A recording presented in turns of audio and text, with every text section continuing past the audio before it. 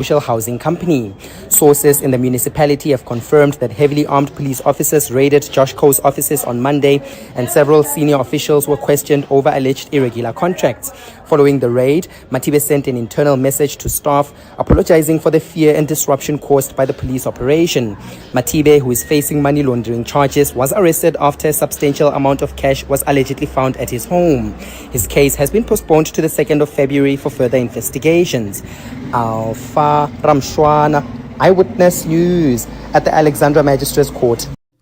We move to the National Assembly, we move to the capital, where the name of a man who is alleged to be a feared and dangerous character was made public before the Madlanga Commission of Inquiry this morning. Testifying before the commission, KwaZulu-Natal Hawks boss Lisecha Sinona read out a message he received from KwaZulu-Natal Police Commissioner Nhlanhla Mkhwanazi. The message was sent to Sinona over WhatsApp and pertained to an alleged meeting between Mkhwanazi and tender tycoon Vusmusi Ket Matlala. Oren Singh has the details. KZN Hawks boss Lisecha Sinona did not want to reveal the names of two people that were mentioned in a WhatsApp message sent to him by KZN Police Commissioner Nhlanhla Mkhwanazi, claiming he feared for his life if he mentioned their names. Yesterday, he revealed one of the names as being suspended Deputy National Police Commissioner Shadrack Sibia, and while he raised concerns of his safety in specific regard to the second name, the Commission ruled that he must name the individual this morning. Sinona revealed the second name as being Steve Motsumi, who is believed to be the owner of a private security company based in Bedfordview on the East Rand.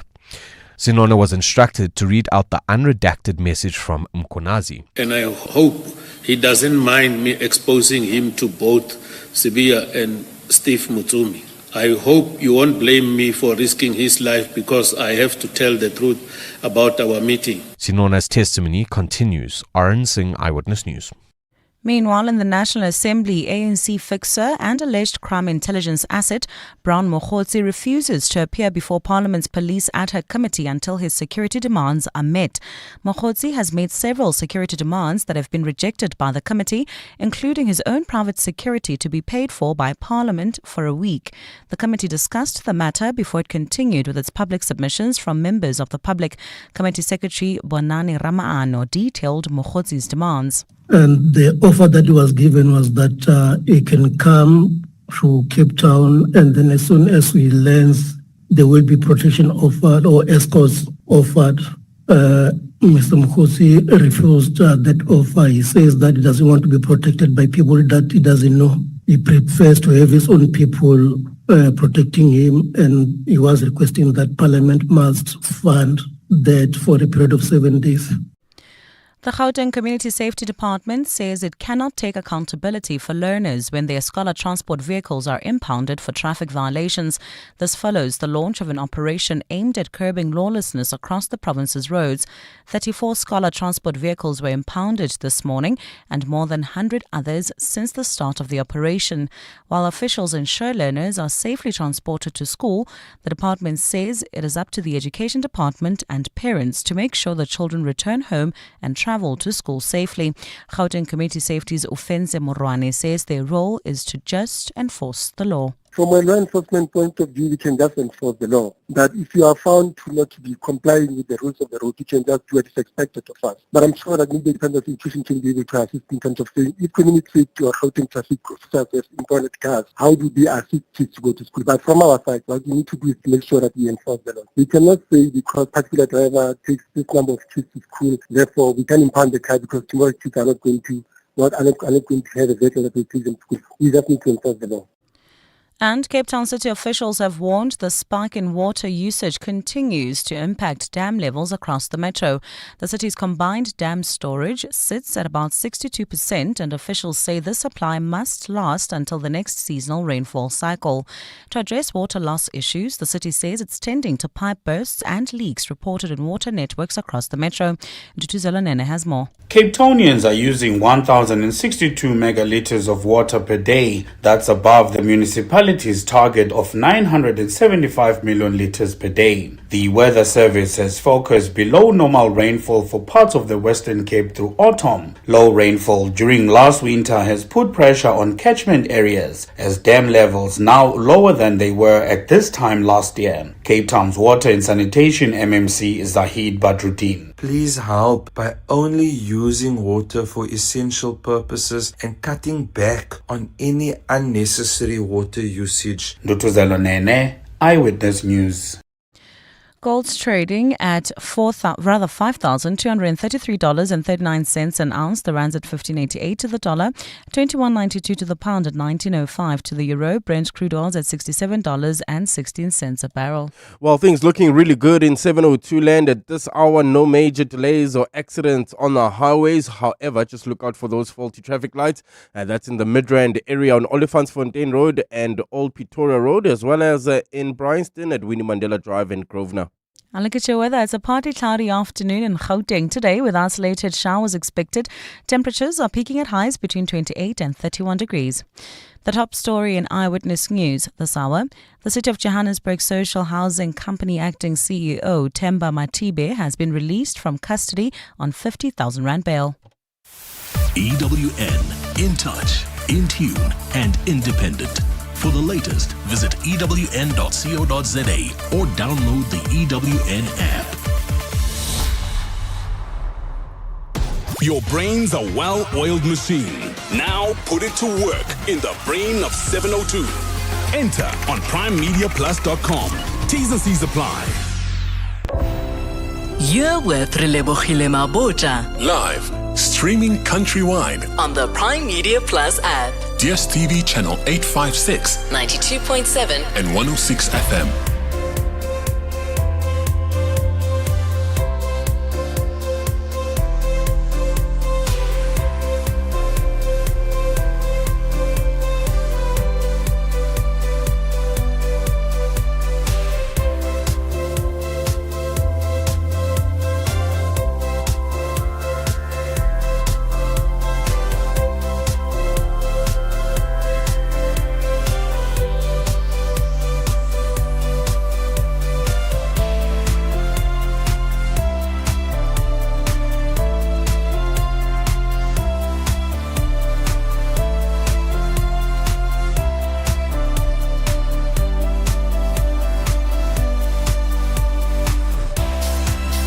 Minutes after 1 o'clock. Welcome to 702 Afternoons with me, Relebogile Mabotja, on this Wednesday, the 28th of January. The longest month of the year is almost coming to a close.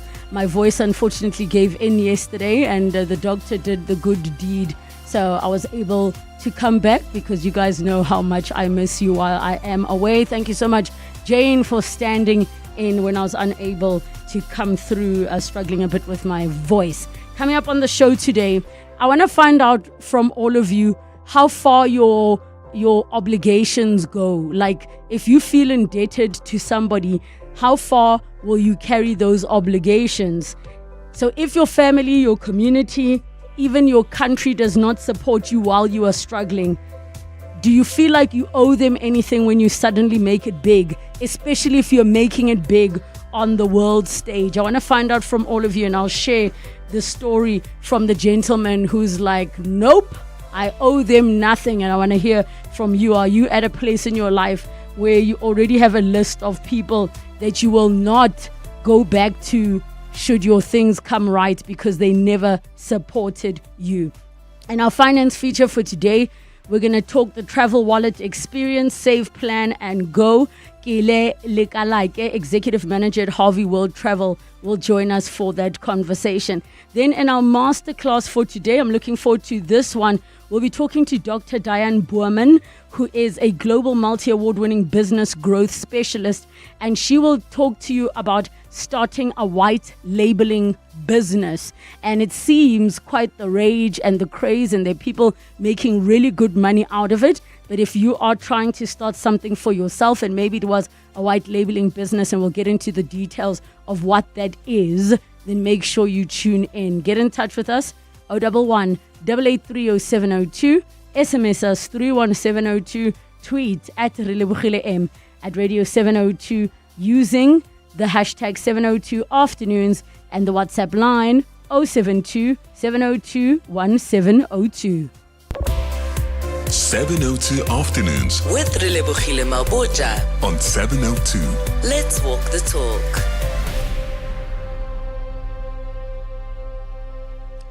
Okay, so if your family, community, or country don't support you, we touched on a similar conversation when we were speaking about Quentin Tarantino, who said his mother never supported him, so he doesn't give her even a cent of his money. However, in this particular case, we are speaking about a man who is even saying his country. I'm gonna read exactly as the story goes, where the headline reads, "I won't pay black tax. Zimbabwean UFC fighter cuts off family to avoid giving them any money." He is the first Zimbabwean to win a UFC fight, but he wants nothing to do with not only his family, also his country. He says he blocked everybody, blocked them all. And he went on to say, if I die, burn my body and throw my dust and ashes at Kruger National Park. He goes, his name is Temba Horimbo. And then he says, nobody in Zimbabwe supported me, not even my family. So I want to hear from you. You know, not everybody's dreams and aspirations are to be recognized globally. But we hear these stories all the time where teams and creatives and sporting professionals in these unique spaces get themselves abroad using their own savings, their own backup buddies, and now time for them to win. Hi, the South African flag is expected there. We must welcome them back, even though there was zero support getting them there in the first place. But also when it comes to family, we have to ask ourselves, how far do your obligations for your family go? And do you look at some of the things of yours that they don't support, have never supported, and tell yourself, okay, if I'm on my own, I should enjoy the riches, the successes, the accolades by myself? Or do you think that he's taking it a little bit too far? Now, we're going to be honest, guys. When we look at the generation of parents before millennials, possibly millennials as well, times are so tough.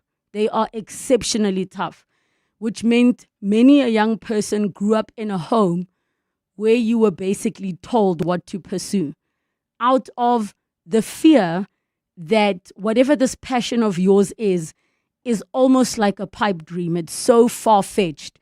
There are so few people who get it right. I was one of those kids who had to prove myself first before I had the full backing of my family. And I still consider myself an anomaly because with academics being positive, I get it. There is that fear, especially the parents that came from the generation where you saw the successful people were the ones that were medical doctors. You saw the successful people were the accountants. There was a time where it was like everybody must get into computer science. The future is going to be digital. But would you hold that against your parents for having good intentions for you? Is that something that you personally feel, you know what, I understand their hearts? Or are you a person who will say, like the young lady who's taken herself to varsity without her family's support, that sometimes it be your own. It be your own. That's the lingo, right? The very people that you expect to have your back are the ones that do not participate, contribute, or support in any way. And maybe you have not made it yet. Please do also share with us what it is that you are struggling and pushing along with on your own. because no one sees the vision. It doesn't look possible. And are you expecting a little bit more? And maybe share, what is the support that you're looking for? Is it the fact that your family has money, but they say we will only spend money on this, but not this one that you want to do? Or is it that they're like, I'm sorry, but Zimbabweans don't make it to the UFC like that. What you're wanting to do is impossible. There is a movie, Zootropolis, where this character is a bunny. And from when she's a child, she decides that she wants to be a police officer. And her parents say, you know, we've never had a bunny police officer. The police officers are usually like the buffaloes and the elephants and these other animals. Yes, it's an animation. And the parents say, you need to get into carrot farming. And they even say to this character, it's a good life for yourself. We make the most beautiful carrots and she's determined to go and do this thing. And eventually her parents see her off when she finally finishes school, being made fun of, and she goes out, and it's still hard because while she's in the force, they're like, no rabbit has ever had to go and do a case. You can deal with parking tickets. Very fascinating, right? The lessons we learn from these kids' animations. But I want to hear from you. What do you owe your family, your community, your country, if they never, ever supported a single thing that you do? Temba Horimbo, a Zimbabwean-born UFC fighter, he has gone on to say that he has disconnected his home country and family and the pressures of black tax because now he has made it.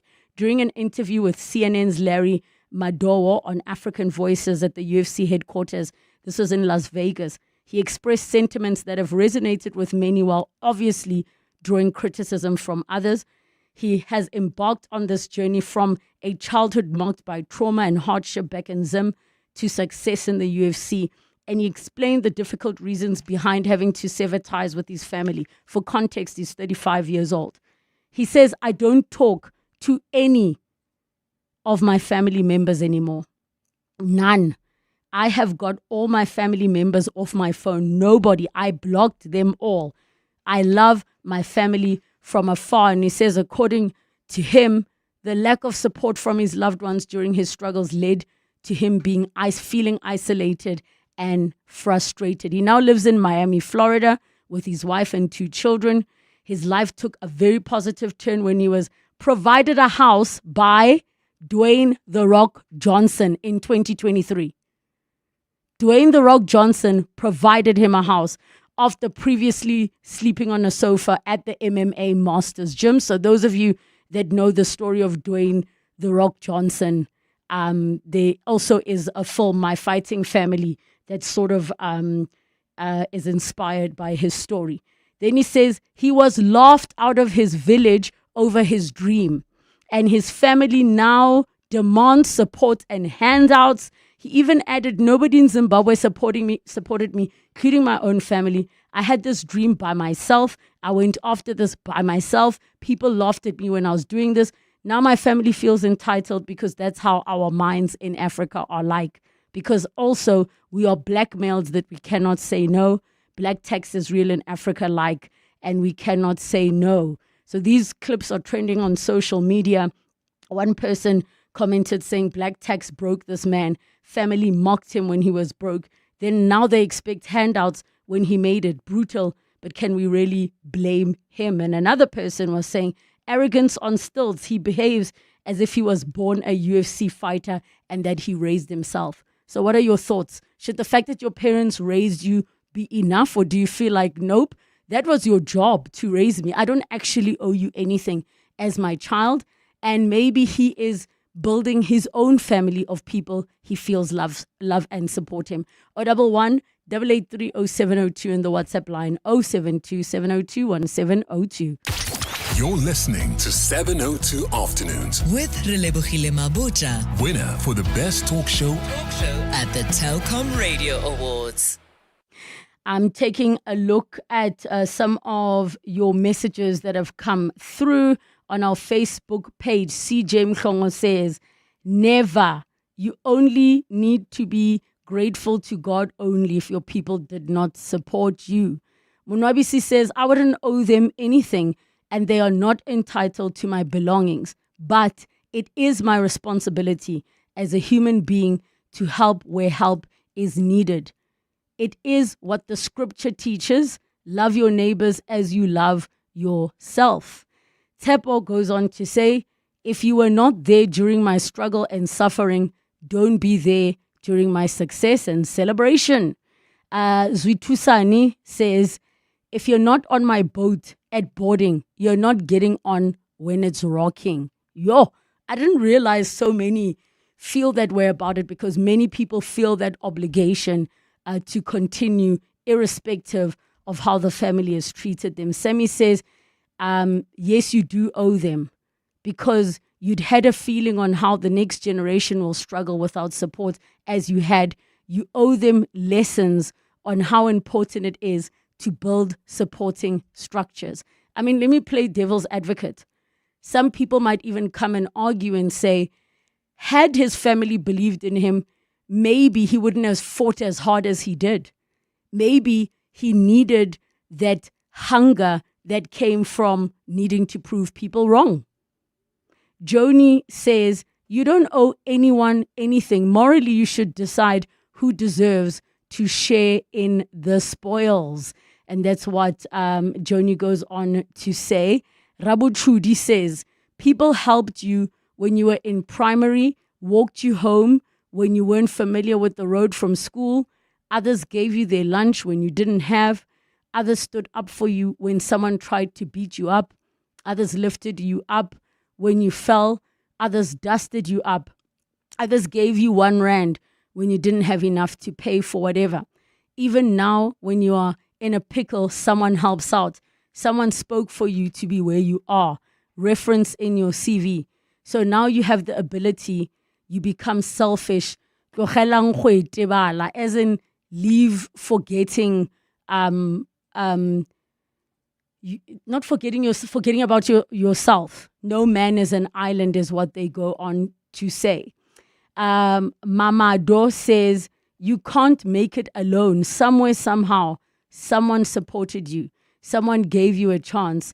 Some you might not even remember this. They therefore continue what they started with you. Well, I'm pretty sure he's got Dwayne "The Rock" Johnson on speed dial to thank for providing him with housing while he was in that situation. We have your voice notes on 072 702 on 702.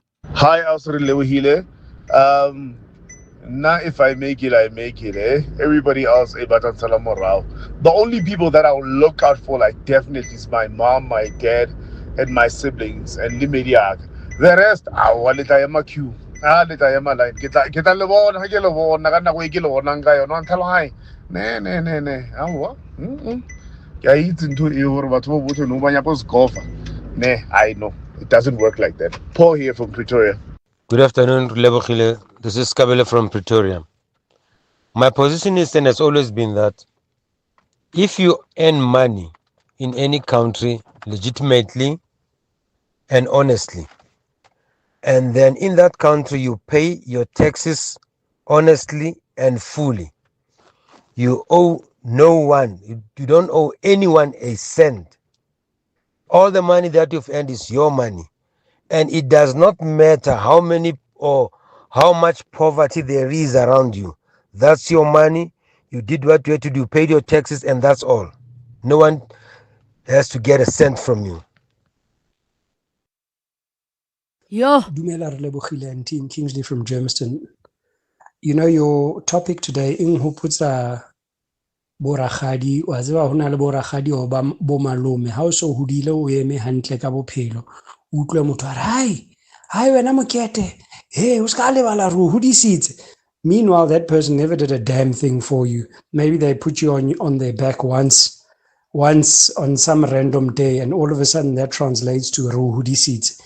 But having said that, I think there are some people, you know, major business people and sports people who have gone on to really rubbish the name of the country.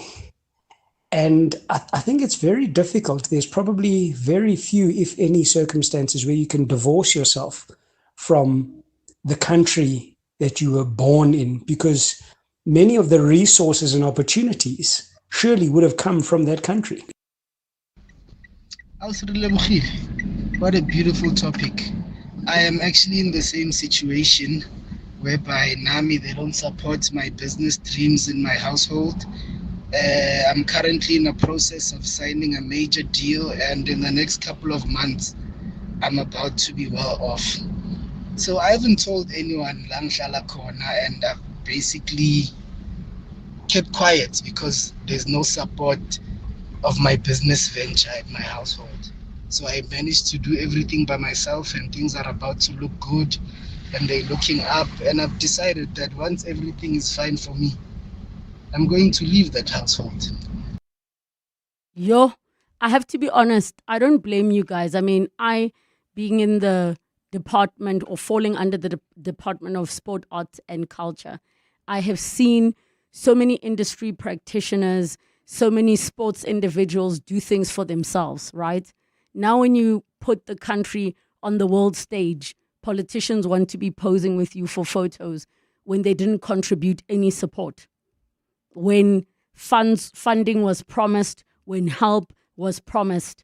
So I also don't blame the individuals who choose to say, I don't necessarily want to fly my country's flag high.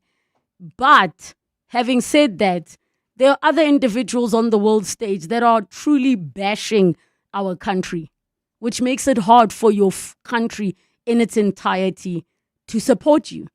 Because I think we need to read the room. You know what I mean? Like, read the room, obe le timing, obe le tact. Hi, Relebogile Anonymous here. Interesting topic. I lost my job when COVID hit and only got re-employed 3 years later. That experience made me have a very different outlook in life. Only my siblings made sure that I was okay. And since then, I only have an obligation to them and them alone. I do not even feel guilty at all. Another one says, good for him. I love his stance.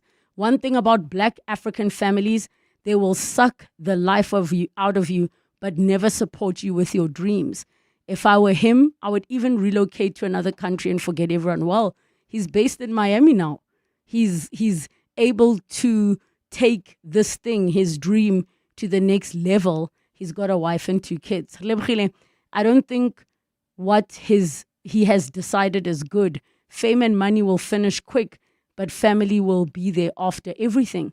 If anything, be the better person and see beyond the hurt and work on making things better between him and his family. Let me just ask you this question to the person who sent that message, because he hasn't gone into the details what he means by lack of support. Because you also get the side which is not just like, oh, you didn't support my dreams, you didn't want to fund them. There are some people who go as far as telling you how useless you are and how you'll amount to nothing. There are people who are emotionally and psychologically actively breaking you down and abusing you. If in my view, if people are on that level of toxicity and become like drinking poison every time you have them in your life, cut them out. Because if the fame and money ends, now you're going to go back to a situation where people are saying, we told you. You see, you are back. Look at you. You're still nothing. How many people do we know that were spoken to like that? Because nobody picked up that they had a learning disability in class, that they were on the spectrum, being told, Odom, okotshwana bani, right? Now when they discover this child who struggled in class is an artist, he's world famous, and people are buying this child's art in US dollars. All of a sudden, I always knew my child was special.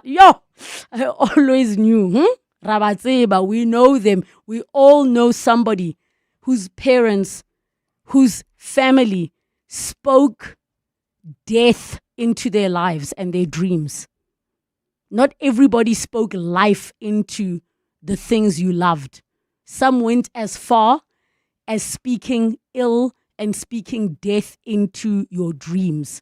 So much so that they pray for it so they can say, I told you, you won't make it. So I also don't blame him if he's like, I'm cutting you all off. I'd rather be a hobo among strangers than be, in a household where I'm reminded every day that I'm nothing and I'm no one. We'll continue when we come back. It's just after 1:30, time for your latest Eyewitness News headlines. Good afternoon. Thanks, Relebogile. Good afternoon. We begin in KwaZulu-Natal, where the Cooperative Governance Department has critiqued the Impendle local municipality for again failing to pay workers' salaries. This is the third time in 12 months that the municipality in the province's Midlands failed to honour its obligation.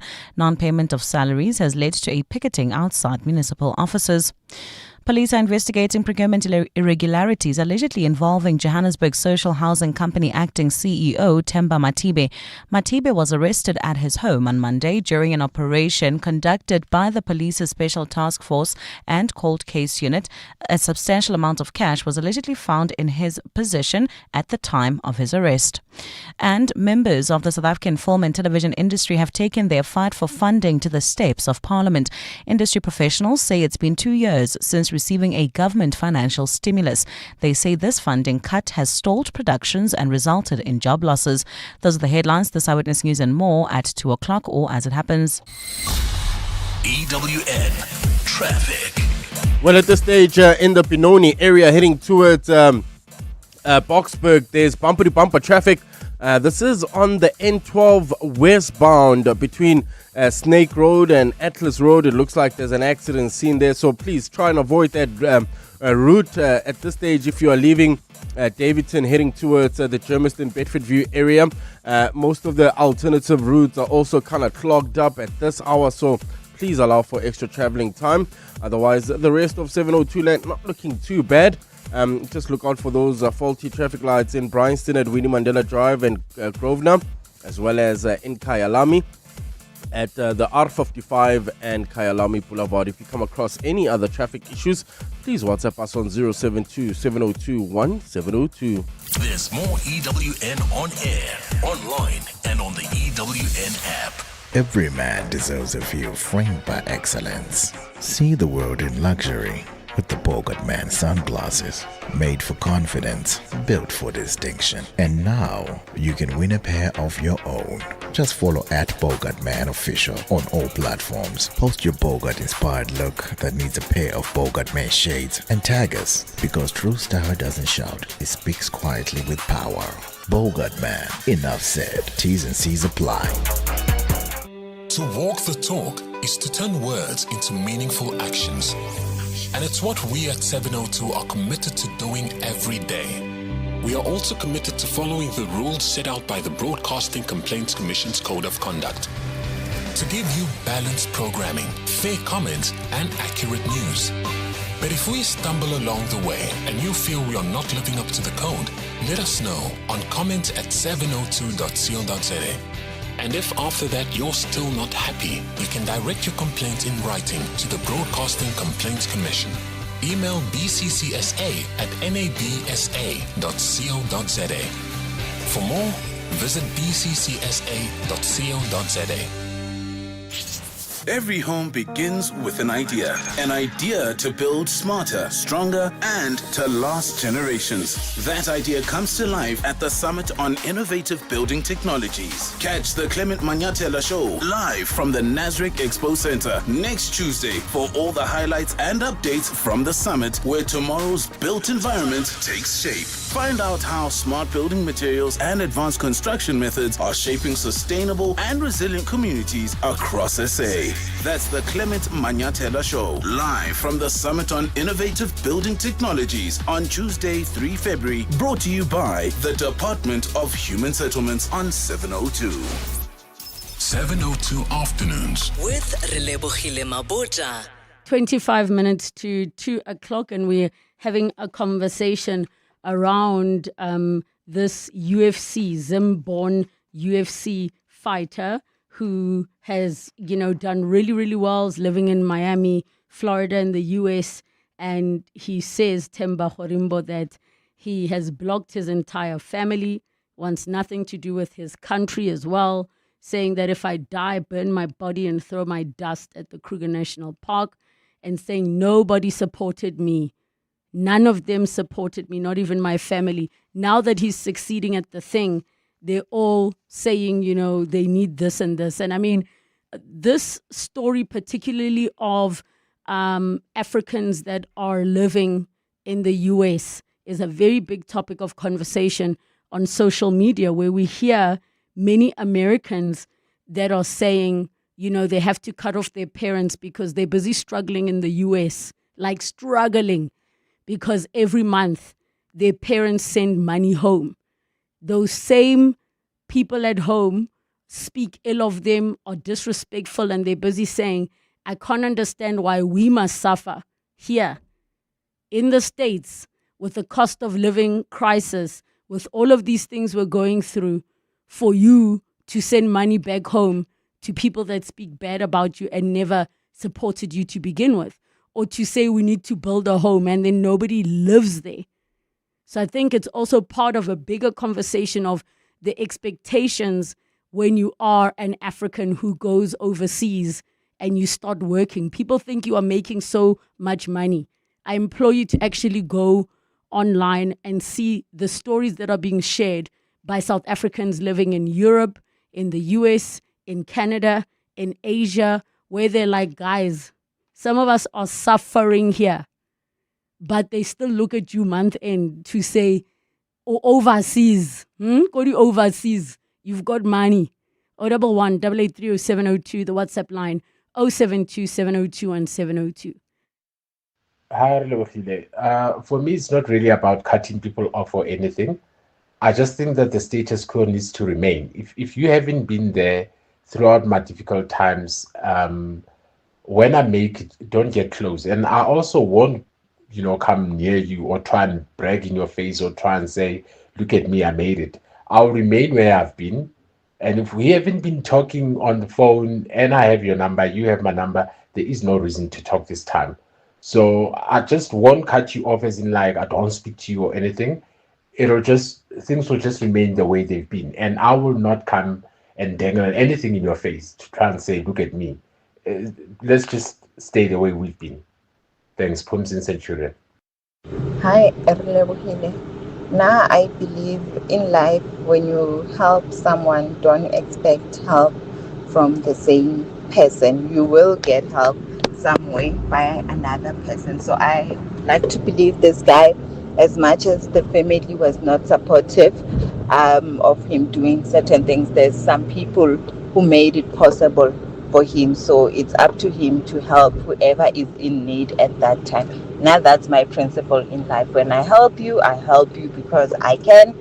I know one day someone will help me wherever I need help. It might not necessarily be you, another person. It's sure how so Anonymous are he's about to sign a deal molor o tlo ba sharp in life what's up motho ka se botse motho mo family, but he just told the whole world right now. So rona utlwela 702 ali one mo South Africa, family and friends, neighbors ba utlwele 702, they can't pick up or ke mang motho a bolelang ai noni. Hi, Relebogile. Nice topic. Here's my contribution to the conversation. I don't think that there's a right or wrong answer here. It completely depends on each person and the circumstance. Personally, I believe you need to help where help is needed.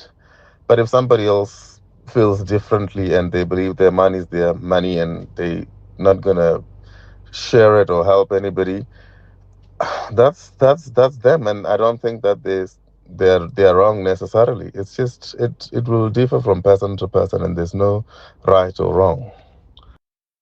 Yo, I hear you completely there. More of your messages coming through. Relebogile. There is no obligation on anyone to repay any kindness received that includes towards your family. Anything that one buys, shares, or helps out with is not some form of debt repayment, but an in-kind offering from your own heart. Yes, from the way the UFC fighter came from, there are others that need help to raise their own destinies. It should not be by force for him to go help them at home, but his own choice to say, I'll help my nieces and nephews with school fees, I'll help pay for utilities and groceries at home, or whatever he chooses to do. All this must come from their choice, never forced or obligated by anyone. Thank you so much. That's Bakar in Pretoria. And I mean, guys, please remember, some people's parents had them. Let me make it personal. Some of your parents had you as their retirement policy. That's why they had you. I hate to be the bearer of bad news, but you are their retirement policy, because they knew they were not in a financial position not only to have you, but also prepare a future for you. And they were not in a position also to do it without asking for anything in return. And yes, things happen. You have parents who are in a position where they can do so much, and then life happens. I'm not speaking to those situations. I'm speaking to the specific situations. You can see what intention is there. You can see in the language that is used. The moment people start saying, but I raised you, you must pay me back. I didn't ask to be here. Why I gotta pay you back? Who asked? Did I say I want to come? Limpitsitse, and it is your job and your responsibility to raise me. Another one, hi Relebogile, our families don't support us, but they need us when we are successful. It be like that sometimes. Lebo, there was a time when my aunt was sick, and I sacrificed my working hours to care for her. I also covered some of her medical expenses. Once she recovered and I needed her support because I was struggling financially, due to those costs, she ignored me. That was the last time I heard from her. She stopped responding to my calls and messages. It's been more than 5 years now. To that anonymous message that came through, sometimes we must be glad when God, when the universe removes people from your life, because the damage they might have caused could have been worse. Good day, all listeners. In response to this topic, I get the sentiment when it is anyone outside your family, but as far as your family, no, the approach itself is totally wrong. He will regret his decision soon, very soon. Family is important. I think we also need to remember, folks, if you have the privilege of having a family in the true sense of what family is, the love you unconditionally, the speak life into you, never make you feel like you owe, all of those wholesome things, it is easy to say, how dare you do that to your family? Not every family is like that. Not every family is that way. Some families are abusive. Some families will sell you out. Some families will straight up sell you. We've seen it in South Africa. So in my mind, family are the people that choose to be in your life, irrespective of blood relation or not. Hi, Relebogile, I think our family members or friends owe us any support. However, when we make it, they shouldn't expect anything from us. I support this guy's decision.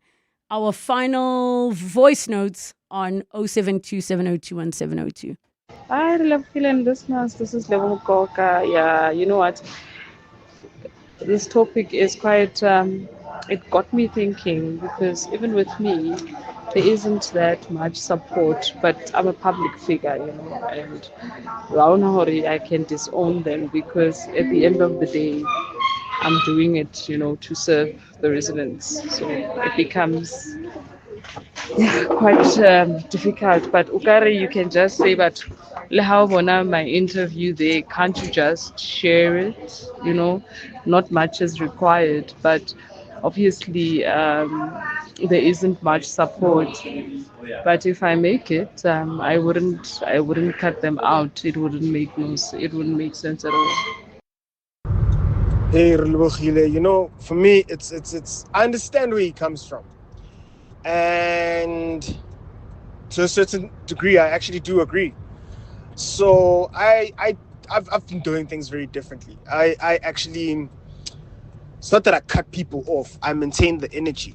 So thanks to the fact that I don't have social media like your Instagram, your Facebooks, your X, I don't have those. So I don't post what's happening in my life. So they don't know if things have upgraded or, regressed or whatever.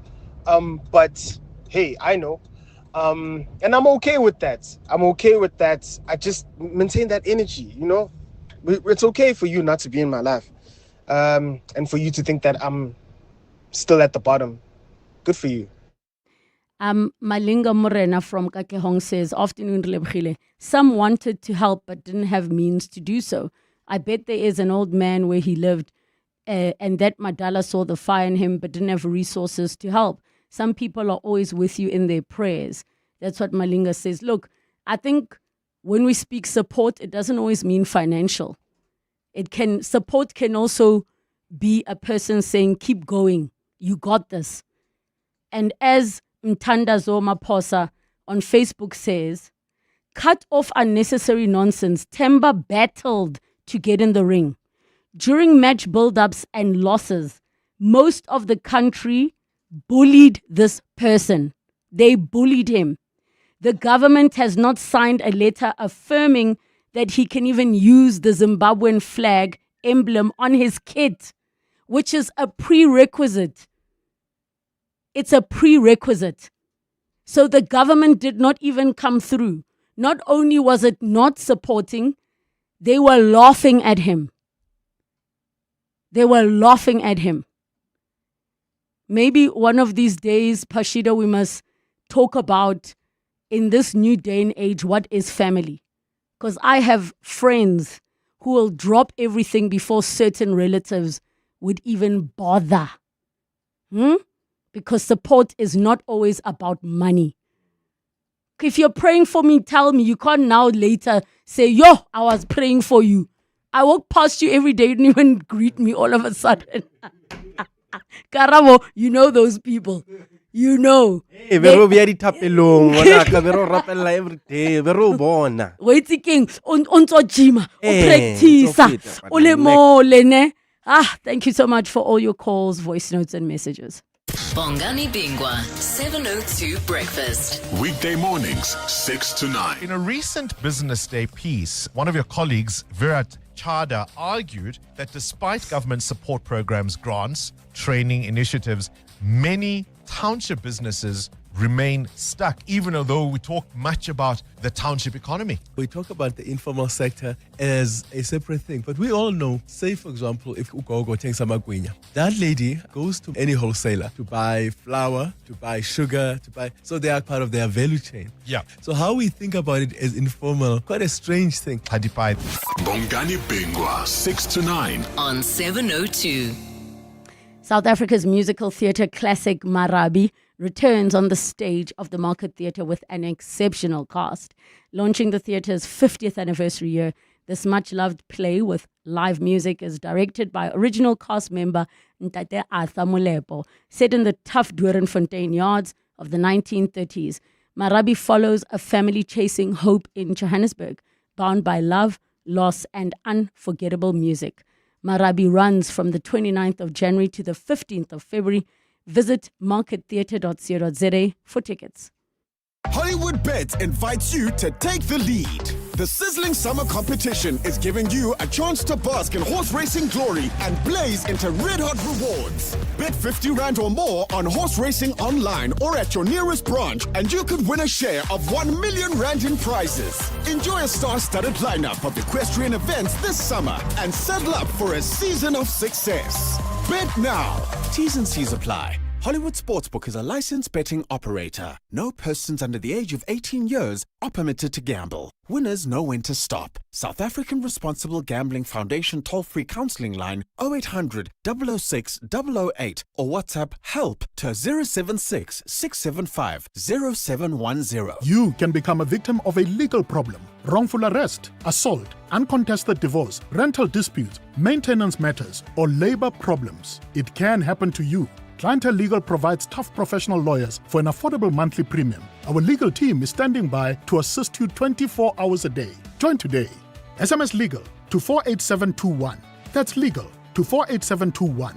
Clientele General is an authorized FSP and licensed non-life insurer. T's and C's online. Standard rates apply. The Money Show. Weekday evenings at 6.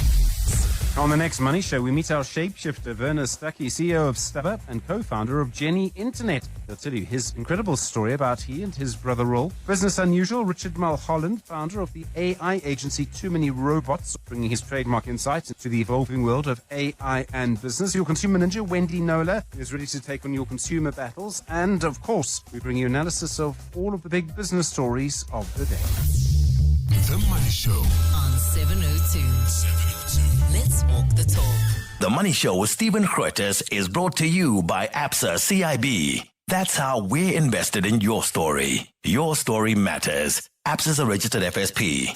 702. 702. Finance feature. 9 minutes to 2 o'clock in our finance feature for today. We talk about the travel wallet experience, how to save, plan, and go. We're joined by Gele Lekalaike, who is an executive manager at Harvey World Travel. And we take your calls with your questions and comments on 011 883 0702 and the WhatsApp line 072 702 and 702. Gele, welcome to the show. Thank you so much for joining us. Relebogile, good afternoon, and thank you for having us. Gele, please let us, I'm going to just call you Bito because everyone calls me Relebogile. And Kile. So I know, right? It's our Bito Yes. name, ne? Yes, yeah, sure. What is a travel wallet experience? Travel wallet experience is a voucher that you purchase. It's a interest-bearing fund. You save towards your next adventure. So that gives you 2 years at your own pace to save towards your bucket list. We know it's something that people always want to do. It's not always easy, and we've given them an opportunity to do so that they can travel and see the world as they wish. So it's really an opportunity to save towards your travel instead of saying maybe travel now and pay later. Rather, save towards it. The common goal is the best way to save. So how exactly does this work as opposed to putting the money in a bank account? Is it that it's attached to a specific trip? So let's say I say, Kile, I really want to do Disneyland by the time my son turns 10. I've got 5 years. Is it like it forces me to focus on that specific goal? It definitely helps you to do that, Relebogile, and that is a bit so because I think one of the things we need to remember is that we obviously you can save money towards top up the voucher as and when you have excess funds, because like I said, when you buy it in the month of February 2026, you've got up until January 2028 to redeem the voucher. So every time you have excess money, you top up your voucher, or at the time that you said, I have just been able to get some payouts in 3 months, and I know it's a significant amount, but I'm not ready to travel yet, you can actually buy that voucher and keep it, because now you committed. You know, I think one of the most important thing about something like this, if that's what you really want to do, you committed. And it really is up to you where you want to go. That could be a domestic travel trip because there's a group of you, or that could be an international trip because it's a solo trip. This could be a group travel, even internationally. This could be a mom who says, my child is graduating in 2 years. I want to give them a Contiki experience when they graduate. They can save towards that. So it really helps one to have a better focus and or group of people to, like a stokvel, achieve a common goal. So how does one get started if they're listening and they say, okay, do I need to download an app? What do they need to do? And what are the basic, minimum requirements? A minimum to buy the voucher is 500 Rand, and you can have anything above that. You send us an email at travelwallet@harveyworld.co.za. You send us an email to say you're interested in buying the voucher for this value. We give you a document to complete with all your details, your ID copy or passport copy. We create a profile for you, and immediately the payment is then done. We give you an account number, and every time you make a payment as well, you'll receive a statement that tells you this is what obviously the balance of your voucher is worth. And in a year's time, when you're ready to travel, Harvey World Travel is a network of franchise owners across the country and cross-border. You tell us this is the member I want to work with, because at head office we look after our members. We then hand over your voucher, which is actually funds, to the agency to complete your bucket list. Okay, and I think that this is quite interesting. Is there an option, if your goals change, to switch up what you want to do with your travel wallet? Because it covers any travel service, definitely. For example, let's say your travel voucher you're now ready to redeem, it's only sitting at 20,000, but you actually want to do a Maldives experience and it's 40,000. That means you have to then top up with obviously the balance. So you can change. So when you're saving on your voucher, there isn't a destination that you are locked into. You're saving towards an experience that you want to have. And when you know that now I'm ready to book an experience, then that's what you are. And I mean, the best way to even look at it, this is to say, if a package to Maldives is 40,000 for the two of us, me and Bay, we then save towards 40 or maybe 45,000, because obviously prices increase if you're going to be saving up for 2 years, right? So you have a common goal to say, let's save towards the 45,000. So when you're ready to save, you've accumulated your 45,000, maybe even sooner, then you say, I'm ready to do my experience. Or if you want to actually elevate it, make it a 5-star experience, and you now have excess cash, you can at that point as well top it up just as you're about to book your experience. Yo, thank you so much, Gile, for sharing with us. Please repeat that email address again, travelwallet@harveyworld.co.za. 100%. All right, and if you want to get it started, it is flexible. They'll send you all of those details. Don't keep the trip in the WhatsApp group. Make it happen in a way where you know everybody is contributing and you are working towards one goal. In the last 24 hours, this is what's happened in your world. Heavily armed law enforcement officials raided the Johannesburg Social Housing Company's offices in Braamfontein on Monday, where several senior officials were found and later questioned. The entity, however, has declined to confirm or deny the arrest of its CEO, Themba Matibe, saying it will leave the matter to the relevant authorities. Spokesperson Ntabiseng Mpela says while the municipal housing company's offices were raided by law enforcement officers, further direction will be provided once police formally communicate with the entity. As an entity, we respect the rule of law and the presumption of innocence. Should any allegations be formally confirmed, I trust that the board will provide direction on the way forward. EWN, in touch, in tune, and independent. Need a seat? Try 7 or 5, it's your call. Want a sunroof? Make it a panoramic. Gotta have power? How does award-winning 138 kilowatt sound? The Changan CS75 Pro is big enough for the kids, smart enough for your playlist, and stylish enough for your Friday night too. Why settle when you can have it all without compromise? The Changan CS75 Pro. Drive tomorrow's SUV today. Visit changanmotors.co.za for more. Changan, driven to evolve. Whether it is a CCMA referral, problems with a mechanic, unfair blacklisting, or an uncontested divorce, Clientele Legal offers professional legal services to all South Africans. Our plans are affordable, and you receive up to 745,000 Rand worth of legal services per year. We cover civil, criminal, and labor-related matters. Our nationwide legal teams are standing by to support you 24 hours a day. Plus, all plans include a 5,000 Rand bail benefit. Join today. SMS Legal to 48721. That's legal to 48721. Clientele General is an authorized FSP and licensed non-life insurer. T's and C's online. Standard rates apply. For over 30 years, Bid Air Cargo has been keeping South Africa's supply chain moving, giving our economy the dedicated cargo capacity it needs. Whether it's really, really urgent, oversized, or hazardous, when a shipment has to fly, we make it happen. Linking all major airports with reliable freighter services, our promise delivers. Bid Air Cargo. Every kilo counts. The Dis-Chem Foundation has spent years addressing period poverty through its Million Comforts campaign. By providing sanitary packs, they've helped countless learners stay in school, feel confident and focus on learning. Now, Million Comforts is entering a new chapter, one that goes beyond sanitary products, and we'll be unpacking it tomorrow on the Afternoon Drive show with John Perlman. Tune in to hear how new partnerships are helping expand the initiative, bringing everything from hygiene education and health support to mentorship, life skills and career guidance to both girls and boys across South Africa.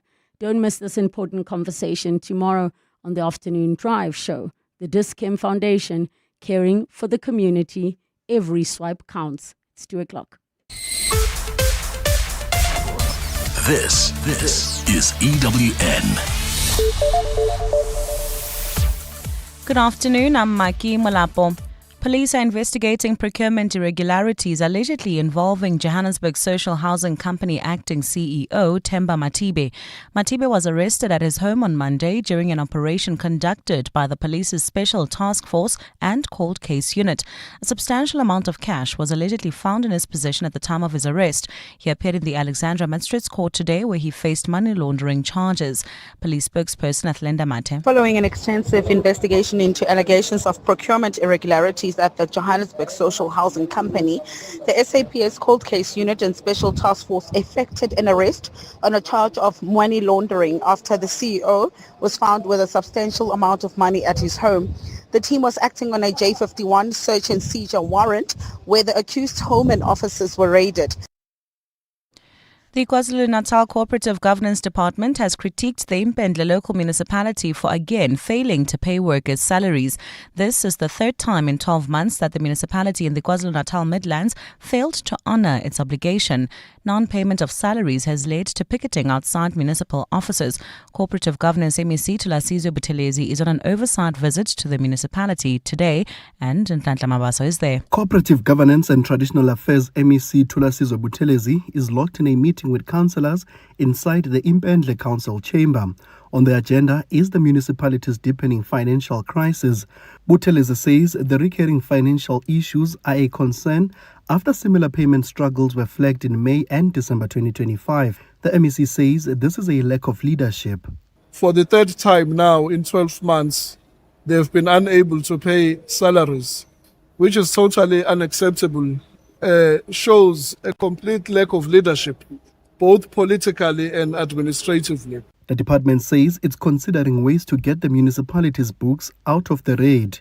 Therefore, we do make a call that proper financial management must happen in all municipalities so that we are accountable for the funds that we receive from the national fiscus. He adds that all 54 municipalities in the province should be held to account. Nhlanhla Mabaso, Eyewitness News, Impendle. Ekurhuleni's MMC for Roads and Transport, Andile Mgwevu, has been described as a committed public servant. Mgwevu's body was recovered in Mozambique last night after the car he was travelling in was washed away by floods in the Chokwe area more than a week ago. The bodies of 3 others who were with Mgwevu in the car were also found during yesterday's extensive search and recovery operation. Nogukanya Mdambo has the details. Ekurhuleni Mayor Nkosindiphile Xhakaza says the late MMC Andile Mgwevu dedicated his life to improving mobility, infrastructure development and service delivery for the city's residents. Xhakaza says the 40-year-old's passing is a massive loss to the city, adding he paid attention to detail and ensured that the community's interests were looked after. West Rand Mayor William Macheke says he's also saddened by the tragedy. Allow me, on behalf of the Runway City, just to send our condolences to Councillor Andile Mgwevu and the people of Ekurhuleni on the loss of life. Mgwevu was also the leader of government business in the city. Earlier this week, the Southern African Development Community deployed its emergency response team to support the governments of Mozambique and South Africa following the recent floods that have resulted in the loss of life, destruction of infrastructure and the disruption of essential services. Nogukanya Mdambo, Eyewitness News. In the Western Cape, members of the South African film and television industry have taken their fight for funding to the steps of Parliament. Industry professionals say it's been 2 years since receiving a government financial stimulus. They say this funding cut has stalled productions and resulted in job losses. The Department of Trade, Industry and Competition offers an incentive of up to 50% of production costs to emerging black filmmakers. But protesting creatives say this money has not reached qualifying beneficiaries. They gathered outside Parliament under the banner Save SA Film Jobs, Film the DTIC Film and TV Incentive today. So far there's been absolutely nothing for us. To be honest with you, I'm quite demotivated at the landscape of the industry. Things are going downhill and fast. All year I've struggled to find work. Incredibly grateful for this demonstration. This is kind of a lifeline for our industry to carry on and to thrive. The DA's DTIC Portfolio Committee member, Roger Chance, says more than 600 million rand is owed to the industry with uncertainty around where the money will come from. And Rwanda has opened a legal battle against the United Kingdom after Britain scrapped an asylum agreement. The agreement would have seen migrants who entered the UK illegally be relocated to the East African country.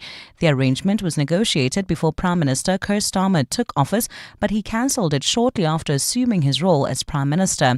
The Rwandan government says the UK failed to make payments totaling $100 million and refusing to make arrangements to resettle vulnerable refugees.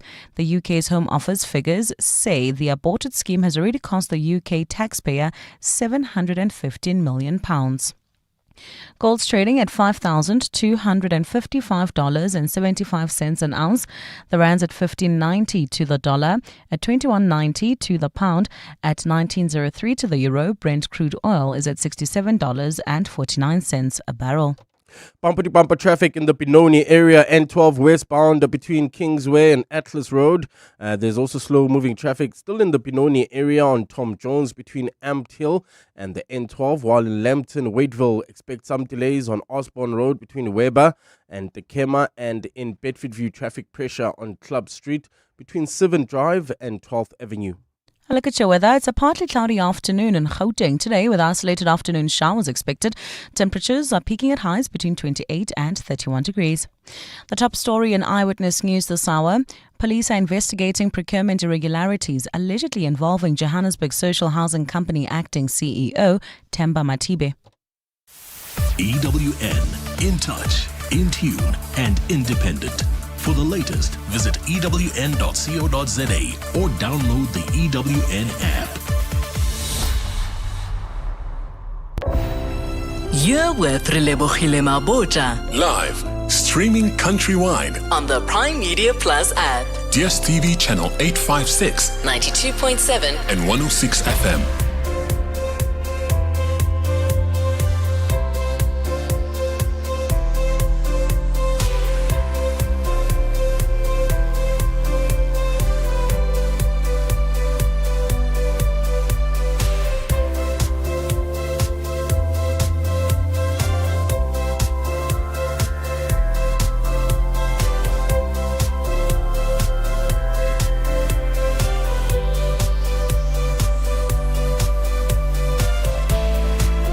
Minutes after 2 o'clock, the second and final hour, 7:02 afternoons, with me, Relebogile Mabotja. We're going to be jumping into a conversation in our masterclass on how to start a white labeling business. Don't worry if you're like, I don't know what that is, Relebogile. We have somebody joining us that will be able to guide us through. 011-883-0702, SMS us 31702, tweet at Relebogile M, at Radio 702 using the hashtag 702 afternoons, and the WhatsApp line 072 702 1702. 702 Masterclass. In our masterclass for today, we talk about how to start a white labeling business. And we're joined by Dr. Diane Boerman, who is a global multi-award-winning business growth specialist. With the time we're living in our country, in this global economy, every opportunity counts. And I've been seeing a couple of people posting about white label businesses or white labeling business, and they don't know much about it, but they share some of the successes and opportunities that are available there. So do get in touch with us and share all of your questions for our guest on 011 8830702 and the WhatsApp line 072 702 1702. Doctor, welcome to the show. Thank you so much for joining us. Thank you so much. It's absolutely wonderful to be here. I think the best place to start before asking about white labeling business is to get your views on where you see South Africans in terms of their perspective around starting business. Do you see that many people are quite intimidated because the biggest part of the conversation is unemployment rates, yet there's a big percentage of those that are looking for employment that aren't even aware that they could be starting a business? So every hour on the hour around the world, we start at least 12,000 new businesses. The opposite side of the scale is every hour on the hour around the world, 15,000 starts closing. So this becomes where the conversation lies. Is what you're wanting to do relevant for your customers and for the economy and for the world right now? Have you tested? Have you tried? Do you know what it is? Or is it just a passion project of your own that you're wanting to put into a business? And if so, how can you differentiate yourself from others? These are questions that we get asked on a daily basis. Where to from here? Yes. Working for yourself is amazing. Being in the corporate space is amazing. Both of them have their challenges. So what exactly do you have to offer, and why would you go into a business? Okay, so what is a white labeling business?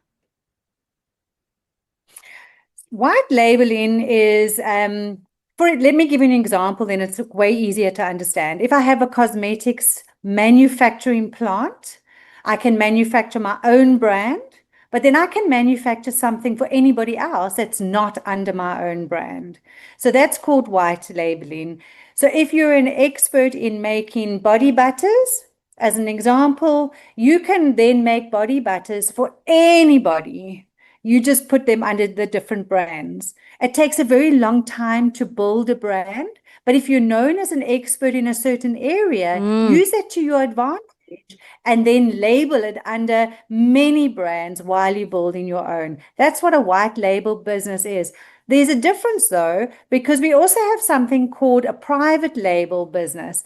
And let's not get confused between white labeling, which is a generic product and we can sell it to many brands, whereas a private label is specifically for one retailer. So you could be an expert of the body butter, but if you are contracted in to a specific retailer, that is a private label. So make sure that you understand what the difference is and what the expectations are of the retailers or whoever's going to be selling your brand or selling your product, sorry. So how different is that from being able, I've seen a few South African media personalities do it in different spaces like beauty or even sneakers, where they go via an Alibaba, they add their own logo onto a product that has been done by the various suppliers, and you just sort of customize it for yourself, but it's something that somebody else in like Switzerland could be doing as well. Is that the same thing? That's white labeling, 100%. So somebody's already made your products and then you put your brand on it. That means it, or you put your different features on it and then you change it slightly. So that's really a fantastic way to go if you already have a supply base that's trustworthy. Be really careful when you are looking for that supply base of where you're going to gain your products from, because your quality can differ every single delivery. You need to make sure that there is a reliable source behind it.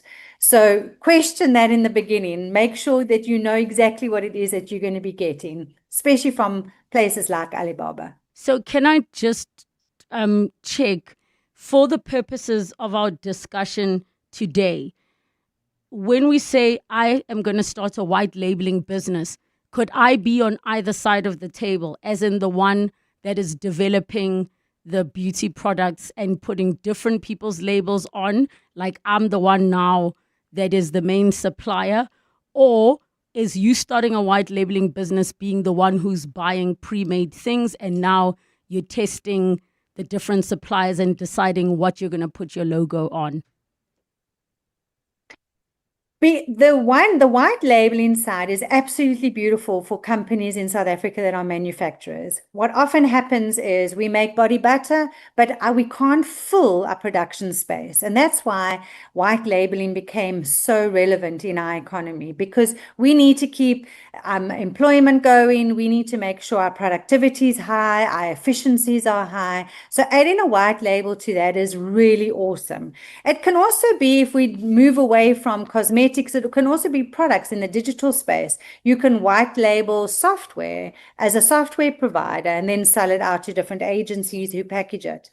If you're doing it the other way around, you're not white labeling. What you're doing is you're buying from a white label manufacturer and then you're building your.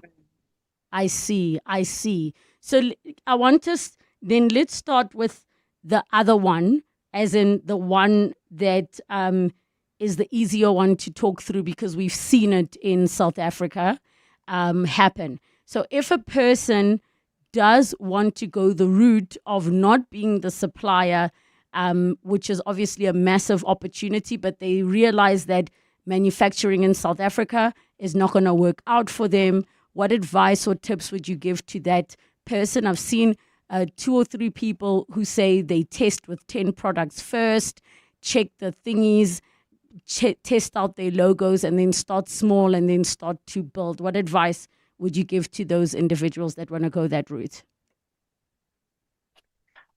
You need to make sure that you are actually visiting your suppliers. You know where they're coming from. You need to understand the sustainability behind them. Where are they getting their products from? How are they getting their products? Who's making them? You also need to test your deliveries. So you can get a small batch of 10 or however many, what the minimum quantities are, but every single delivery is going to be different. So the biggest advice that I can give you in that space is to make sure, or to look at your T's and C's and what contracts you're going into. It's a legal game then, because what happens if you get a whole new shipment and your quality is really bad? Or what happens if you get a whole new shipment and your sizing is not the same? You need to know what your minimum quality is going to be. They need to know what the minimum quantity is going to be. So have you tested the market that there's a real need for what you have around at the moment? Is there a focus group that you can test it in? And what we tend to do is we always look for our cheerleaders. So people that say to us, "Oh, you are so fantastic." And then we think we've got a market for it.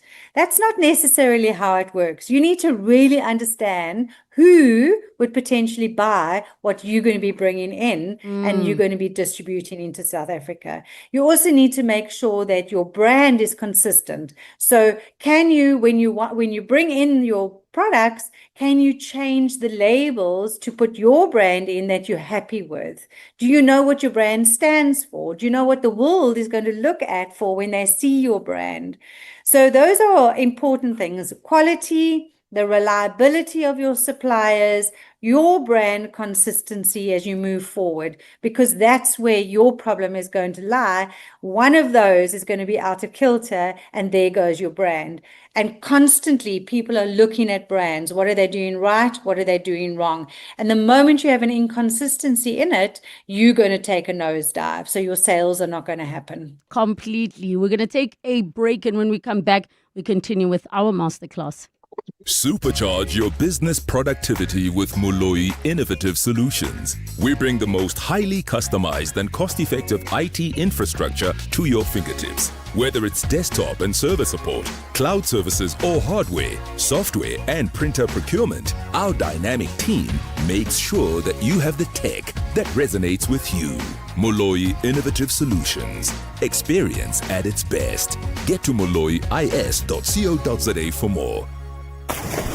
Attention pool owners, Chamberlain has the best deal ever. HDH 8 kilogram granular chlorine for 349 Rand.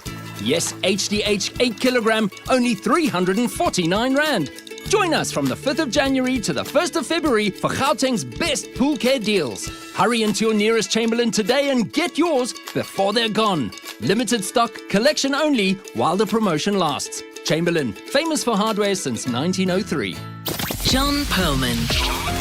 Weekday afternoons, 3 to 6. On the one hand, we have excessive spending on things that appear to be wasteful, and yet money is being given back. Do you have any idea why? Could they not find any other things to waste money on, a la Tembisa hospital-style procurement? Or is there real dysfunction in actually getting the business of the department done? Well, I think there's a combination of incompetence. They have around about 8 billion rands worth of accruals, in other words, unpaid debt. So the 8 billion rand is where they haven't actually paid for existing procurement. Professor Alex van den Heever. John Perlman. 3 to 6 on 702. 702 Afternoon Drive with John Perlman is proudly brought to you by Telkom Business. Possibility begins here. 702. Masterclass. 20 minutes after 2 o'clock, in our masterclass for today, we're talking about starting a white labeling business. So that is you being the manufacturer and creating a product so great that you are able to have different brands put their name onto it. So you don't have to do all of that other work yourself unless that's part of your business model. 011 883 0702, the WhatsApp line 072 702 and 702. We're joined by Dr. Diane Boerman, who is a global multi-award-winning business growth specialist. Doctor, just in terms of maybe you can touch on the industries in this country where manufacturing has not made financial sense yet.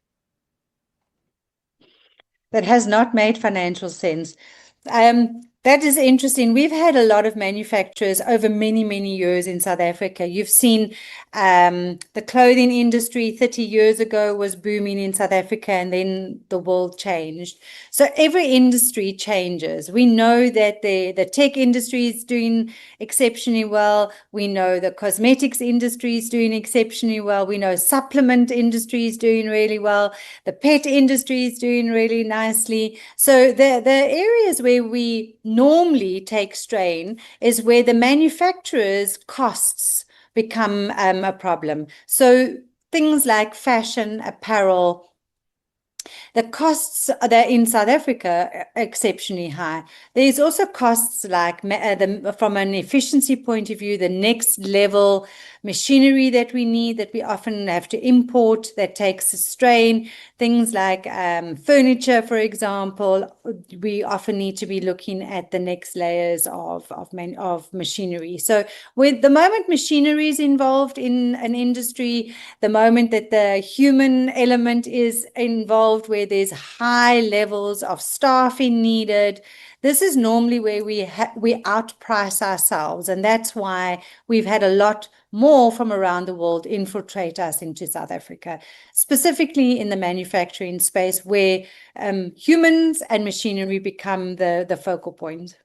So in terms of the industries that are really flourishing and don't require as much as, new infrastructure, it's not like, a person can easily be like, I'm going to start manufacturing vehicles in South Africa. We know it makes news when any new plant is built. Which are the industries that you'd say are lower hanging fruit, easy entry, and great opportunity?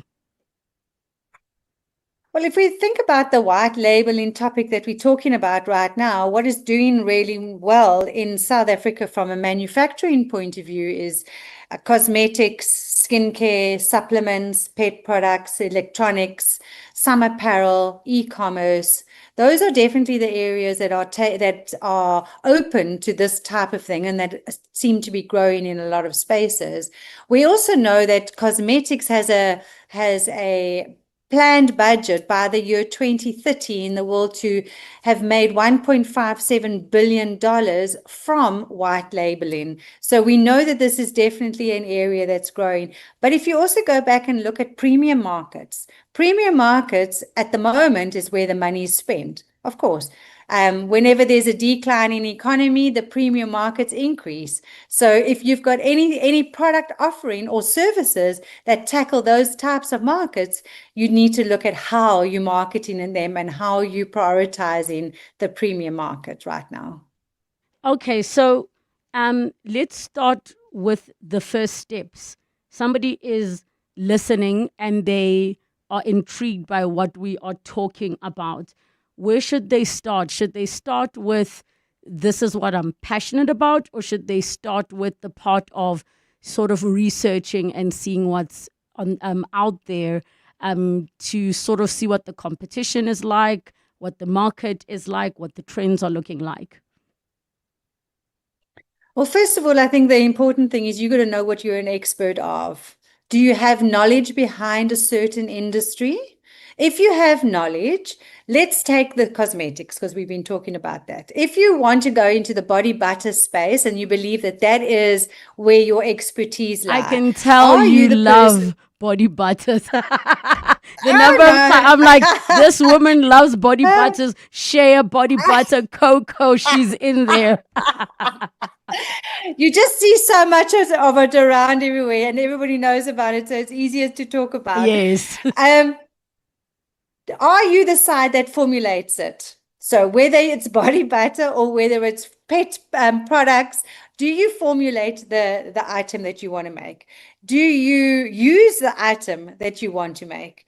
What is your research that you've already done? Is there a gap in the market? Because a lot of people go into the market, like the body butter industry, where it's almost saturated right now.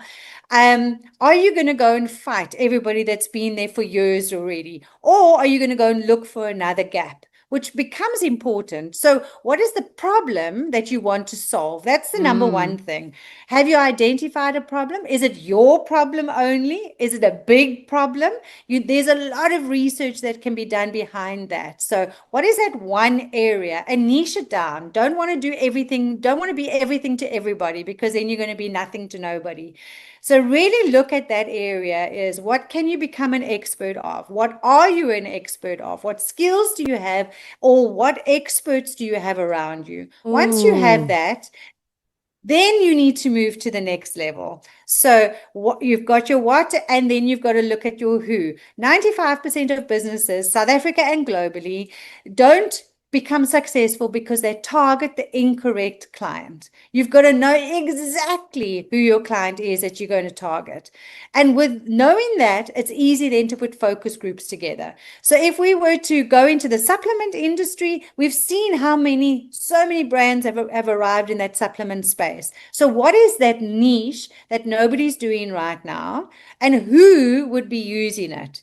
And then you start doing focus groups. You've got to go to the actual consumer that's going to be using it and go and find out, why don't they have it in place at the moment? What is that extra thing that they're looking for? Or do they want to take things out of the supplements, as an example? You really got to go and understand what is it that they want and where do they frequent every day? Because if you're going to start marketing to them, you're going to know where they sit.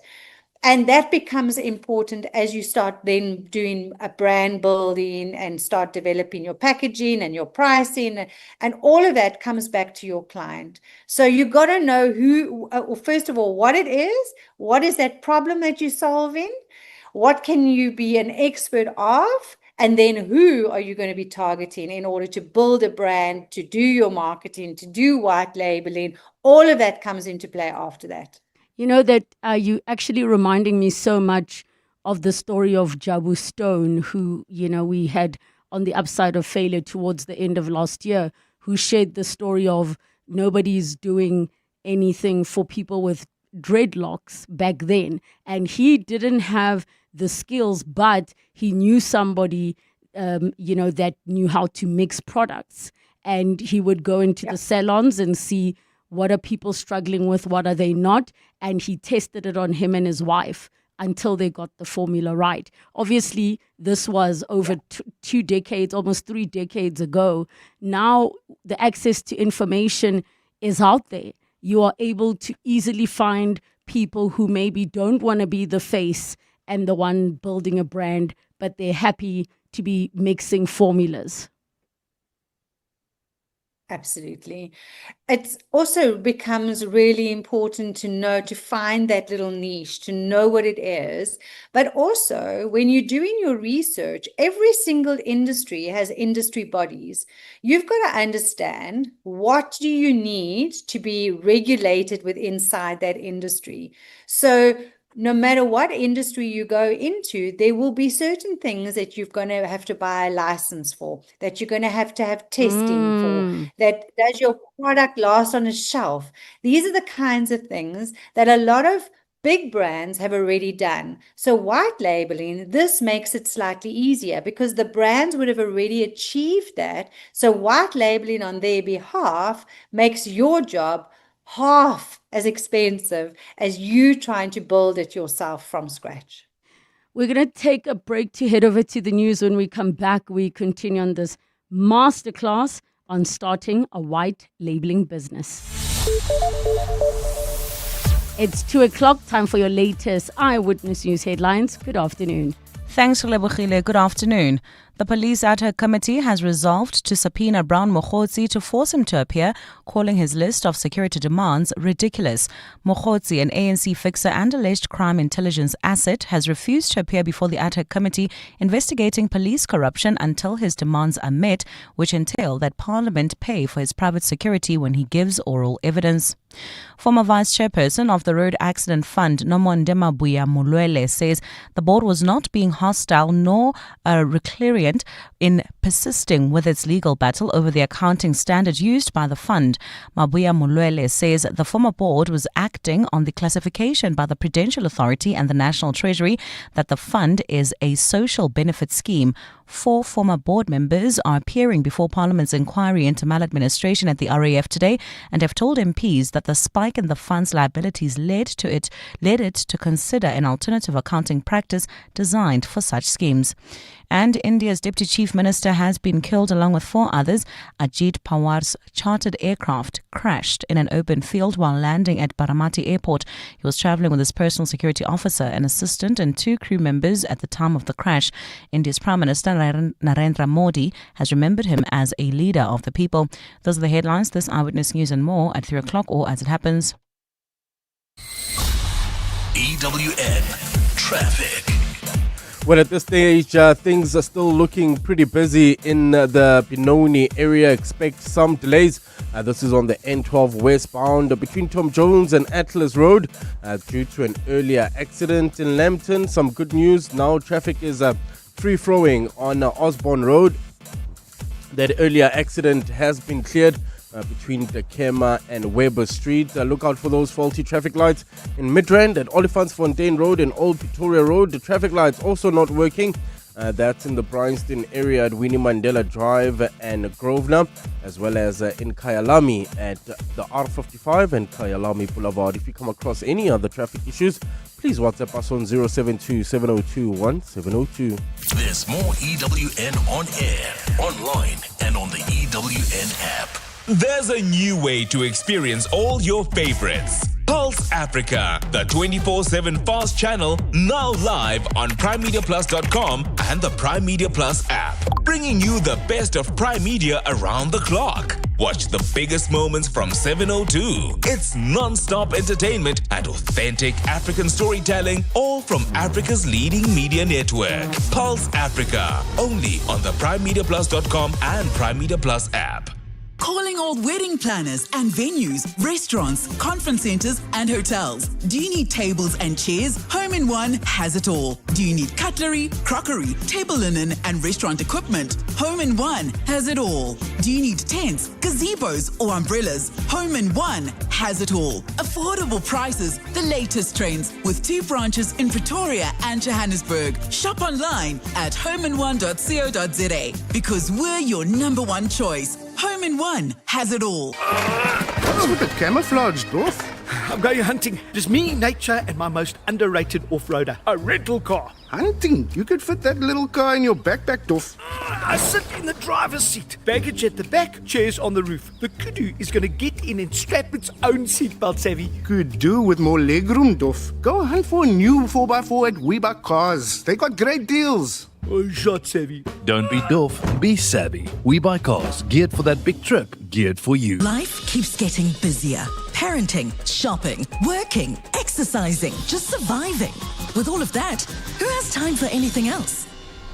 That's why Netcare introduces Netcare Appointmed. Just tell us what you need, a specialist, GP or dentist, and we'll search our nationwide network of 5,000 doctors and find an appointment with a doctor who best suits your needs and medical aid. That's Netcare Appointmed on the Netcare app. You keep your brain trained like a well-oiled machine. Now it's time to put your brain in the game. Because the brain of 702 is back. With your chance to flex your general knowledge smarts. In which country is the famous statue Christ the Redeemer? Enter now on PrimeMediaPlus.com. Then catch 702 Breakfast with Bongani Bingwa and 702 Drive with John Perlman. There's 3,000 Rand up for grabs every day. Brain of the Week wins 10,000 Rand and a spot in the finals to compete for the title of the Brain of 702 and an awesome 30,000 Rand cash on 702. TCs and more on PrimeMediaPlus.com. Coming up on 702 Drive with John Perlman. 702 Drive is coming up from 3 to 6 p.m. with John Perlman. John, earlier we were speaking about the UFC player from Zimbabwe who said, I'm going to cut off my family, because they bullied him and laughed at him when he had a dream of being a UFC fighter. And now that he's, won this match and he's out there, and Dwayne "The Rock" Johnson bought him, gave him his first home in Miami, Florida. He says, when I die, spread my ashes at the Kruger National Park. Mm-hmm. What are your thoughts on that? Do you think he's being a bit extreme in cutting everybody off that never supported him, including his own country? They didn't even give him permission in time for the emblem, the country's emblem for his fight.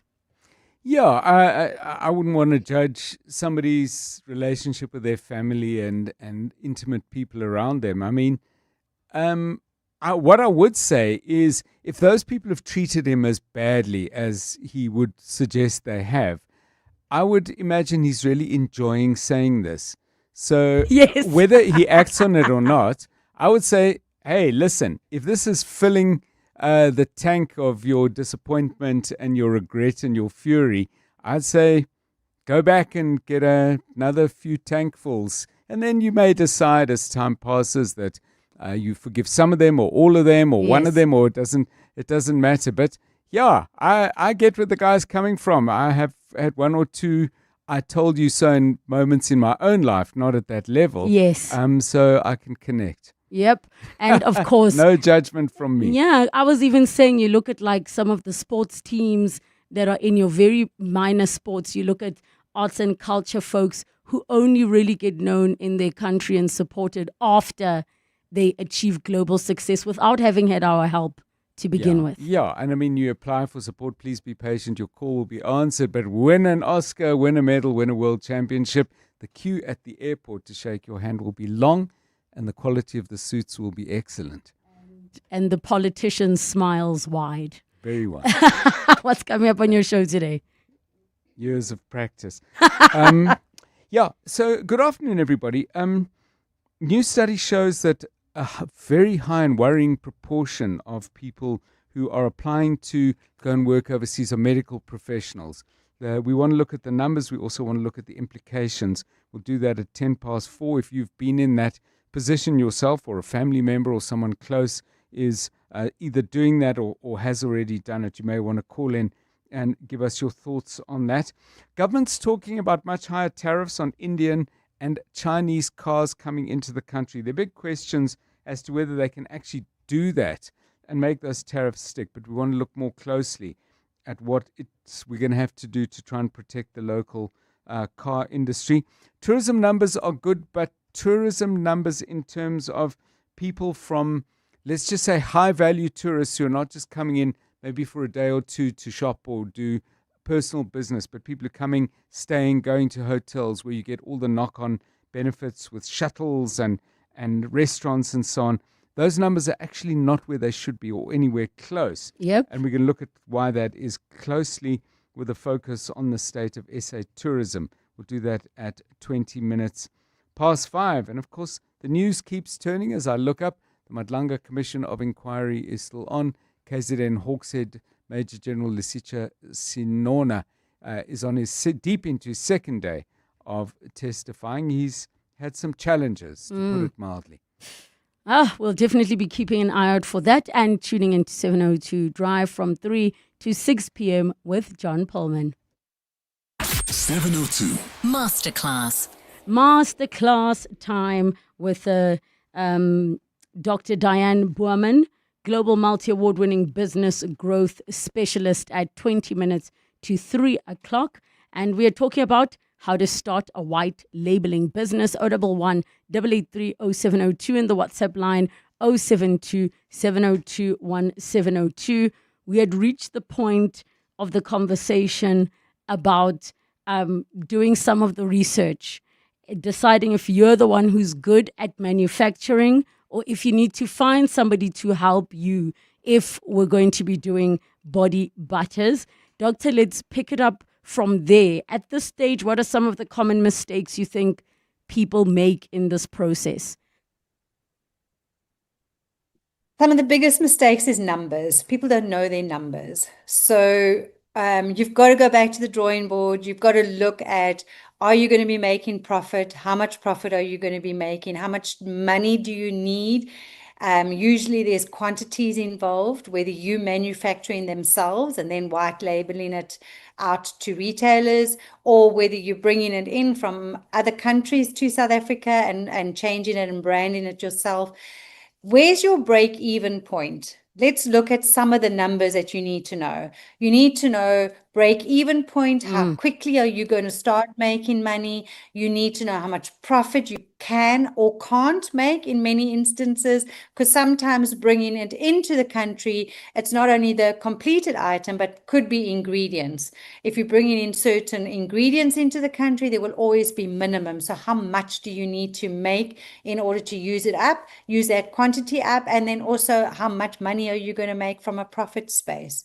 Those are the kinds of things that you need to be looking at. And then on top of which, if you're the manufacturer, do you have space inside the manufacturing to do it, to make it? And at how many quantities can you push it to? So if you're going to be white labeling on behalf of other brands, how many brands do you need to make your plant efficient?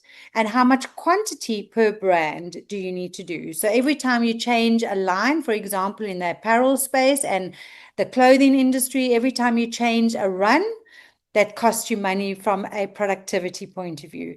Then you need to look at numbers like shipping and logistics and who takes responsibility at what point. Do you package on behalf of the company that you're white labeling it for, or do you just send out a whole bunch of raw materials, or is it in drums, or what is the logistics behind it? Those are some of the numbers that you need to consider. And then if you're brand new in this space, what is your startup capital from the beginning? Because you're going to need to have machinery, you're going to need to have staff, you're going to need to bring in raw ingredients for whatever you're going to be making. You need to have the recipes in place. You need to make sure that you have trademarked in certain industries. You need to make sure that you've got a patent behind your formulas if you need to go that route. You need to know what your legal costs are going to be. What are your packaging costs? There's a lot of numbers behind building any of these types of brands, whether it's white labeling or whether you branding it yourself. What are some of those miscellaneous and should have been maybe allocated to contingency costs that people kind of learn along the way? Legal. We definitely forget about the legal side of things. What are your T's and C's? What are your contracts in place? You need to read the contract from the retailer that you're white labeling for. The legal side of things, you always need to make sure that you have enough money for that. You also need to make sure that you have enough money for all the tests that needs to be done, shelf expectancy, the tests of your raw ingredients, if that's a highlight that in your industry. For example, food, there's a lot of testing behind food. How you manufacture, do you need the ISO 9001 certification? You need to make sure what it is within inside your specific industry that you need to make sure that you're covering. So it's reaching out to your industry bodies, making sure that you've done that research in forms of costing also becomes important right now. Why is protecting your IP so important? That's a conversation that can go really deep. So there's different levels of IP. IP, which is a trademark, that's your name. So many people that are in the services industry, they have a formula of what to use. When they build in, say, a brand, let's look at a branding company. They have a certain formula that they use. If they've got an infographic behind it, or if they've got a blueprint behind it, they can name it and trademark it. That becomes theirs. It's a scientific process that they've thought through, probably got experts in to help them. And that way you can charge more, which is really nice. But when you have a formula that is different from other people's, it becomes your formula. You want to protect it so that nobody else can get the knowledge from that. That is then a patent. And luckily for us in South Africa, DTIC does help with some of these costs. Reach out and find out exactly how much of those costs they will help with, and it's usually a 50% split between yourself and the government. But that then protects you in case somebody else steals your idea and your formula. You want to make sure that you've got some sort of ingredients inside there that makes you and what you're doing very different from somebody else. Otherwise, you just copy and paste in it going forward. And that doesn't make anything unique and different about your brand. And of course, we know that's how the KFC special 11 herbs and spices and the Coca-Cola, why that formula is so protected. They've probably poured so much money into developing and making it their own, where nobody can steal or use it as they feel. We're going to take another break. 011 883 0702, the WhatsApp line 072 702 1702. Tip your way to glory in the Hollywood Bets Punters Challenge, the free-to-play horse racing game with daily cash giveaways and massive jackpot prizes. Pick all the winners on the race card and you could win 100,000 Rand. Bet 50 Rand or more on your selections using the Bet Slip feature and you could walk away with 1 million Rand. Visit punterschallenge.hollywoodbets.net today and tip your way to the top. T's and C's apply. Hollywood Sportsbook is a licensed betting operator. No persons under the age of 18 years are permitted to gamble. Winners know when to stop. South African Responsible Gambling Foundation toll-free counseling line 0800 006 008. Remember where you were when Shaba scored in 2010? Now imagine that magic again alongside global football royalty like Didier Drogba, Del Piero, Puyol and more. Juego de Leyendas 2026 brings the legends back for one unforgettable showdown. Goals, glory, and goosebumps all over again. Stream Juego de Leyendas 2026 now on Prime Media Plus. Download the app or visit primemediaplus.com. Brought to you by Prime Media Sport. At Dis-Chem, get ready to start the year strong with bigger savings and better rewards. Swipe your Better Rewards card to save a massive 165 Rand on Pampers Premium Care Nappies, now just 424 Rand 79, and get a massive 30% off Johnson's Baby Wipes. Look out for the Better Rewards icon to get an extra 10% off on Better Rewards brands. Offers valid from Tuesday 13 January to Sunday 15 February. Only at Dis-Chem. Better health starts here. 702. Masterclass. 12 minutes to 3 o'clock. We're continuing with our masterclass on starting a white labeling business with Dr. Diane Boerman, who is Global Multi-Award-winning business growth specialist. 011 883 0702 and the WhatsApp line 072 702 1702. Doctor, we now are at the point where a person, let's say, has done all the steps, they've done the homework, they've prepared for the contingency, now they go to market. Where do you see people sort of make mistakes by maybe growing too quickly or not growing fast enough? Business is such a fun and exciting space to play in. And I say that because every day there's a new challenge that comes our way, but there's a new opportunity. So some businesses excel very, very quickly. People love their products. But what we always got to do is we got to think long term. So what are you doing right now? And what are those stepping stones in order to get you to the next kind of level? What do you need? And I hear on a daily basis people looking for money. They want in funding, but that's not necessarily what you need. What you need is to make sales, make enough sales, understand your numbers to move forward, and then really think about what is it that you need in order to get the next level. So your white labeling business is going phenomenally well. They say that about 35% of the bank's product offering are white labeled products. So if you think about that, imagine stepping into one of the banks with one of your products. Can you afford to do that from a point of view is, do you have enough productivity space in order to do that? Do you have enough time if it's something that you're doing personally? How can you take what you're doing and put it and automate it? So you've got to start thinking next level conversations. Do you have a support system around you that can help you move forward? Do you have experts in the areas? Have you joined any of the networking space like Private Members Club or EO or Lekker Network or any of those kind of spaces here in South Africa, which really elevates you in a different level because you're hearing the conversation of what other people have already done.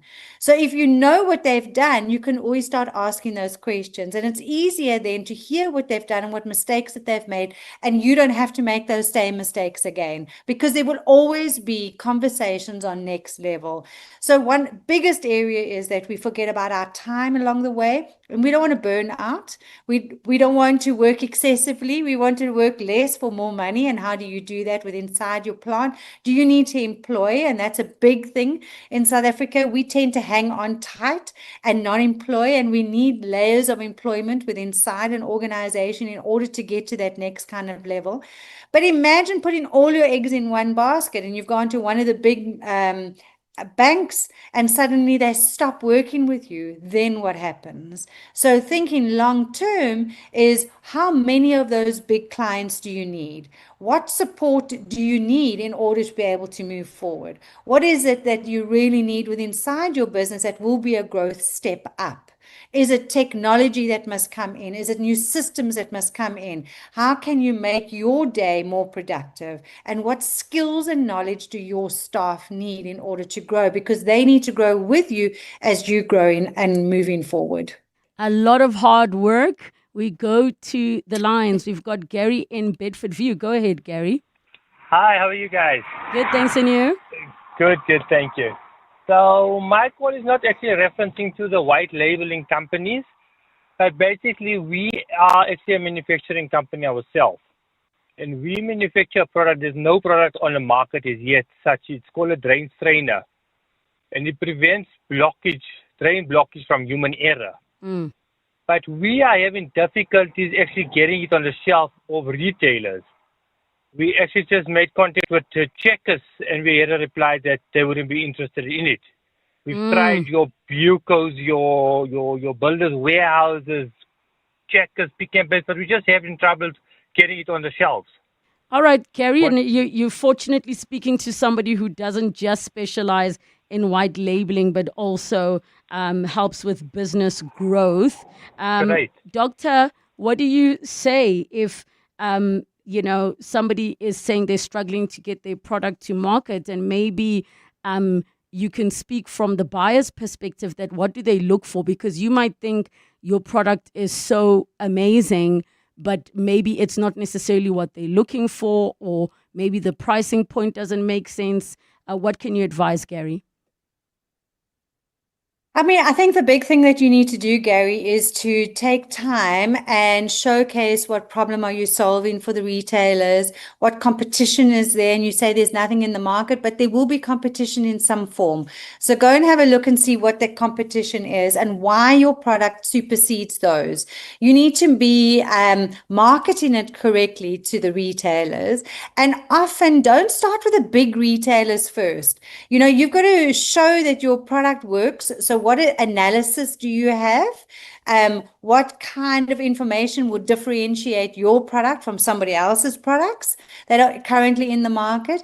And going into the big retailers, you have a very big high risk of failing going forward, because it's easy to, once you're in the retailers, can you produce enough? That would be the first thing. Do you know what all those other hidden costs are? So start off with a smaller company, manufacture for them so that you can get a feel of what the logistics are that they're expecting, what their terms and conditions is, because that's something completely different.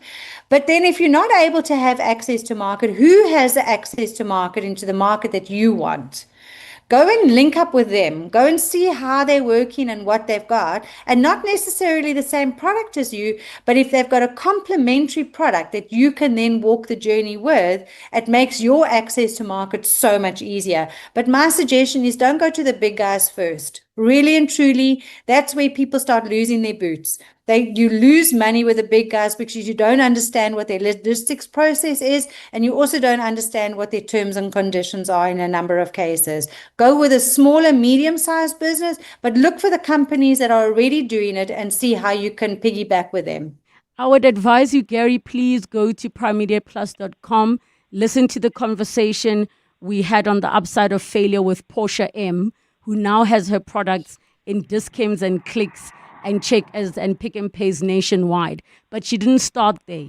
She started very small, and she had to present 1 million times because they want to show some kind of proof of concept. And also, I think don't be afraid to start building your brand yourself online. If you're not getting anybody to take a massive order, start with the individual ones and start to build yourself a bit of a community. Thank you so much, Gary, for your call. We have one message that says, Relebogile, this is a fantastic topic. I have a water purification plant and a purified water brand.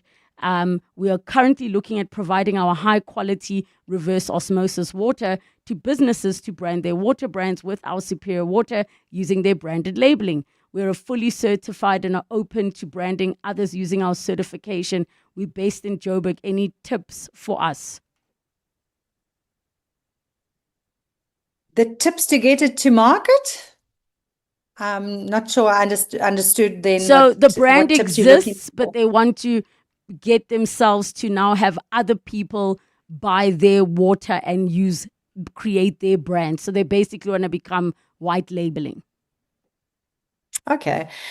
It all comes down to access to market, whether it's access to big companies, access to small companies, access to individuals. You've got to work out, is it B2B, business to business that you're selling, or is it B2C? Because that's very different. If you're going to be selling, and this can go back to Gary's conversation as well, if you're selling to the end user, you've got to do a lot of advertising. If you're selling to the business, so B2B, then you've got to do a lot of marketing. There's a very big difference between the two. So you need to start looking at who is your ultimate client. Who else do you want to buy your water purification from you? You've got to really start identifying them. Work out what is their problems and why would they come to you and not to somebody else? What makes yours different from somebody else? And you need to start talking about it. The more you start talking about it, the more you start getting your brands into magazines, the right magazines, into the newspaper, onto social media. You need to start doing things that is a little bit different from everybody else, but you need to start talking about it. People need to know that you're an expert of a certain space. So if I'm going to be asking you whether it's drain cleaning or water purification, why you? You need to be able to say to me that these are the years of experience that you've got. This is the analysis you've done, and this is the outcome that you've achieved. These are the reasons why yours is so important. And people will automatically come to you. Once you can say that, it's easy then. You've infiltrated a market. But you need to make sure that you know exactly why and what it is that differentiates you from somebody else. Have you done all your testings? Do you know what testings need to be done? Are you talking about it? Are you going to different expos? There's loads of expos around the world that you can be part of within South Africa as well. Are you knocking on the doors every single day? Every single business owner should be talking to 3 past clients, 3 current clients, and 3 future clients, and not via email, via picking up the telephone and having a conversation to understand what their problem is.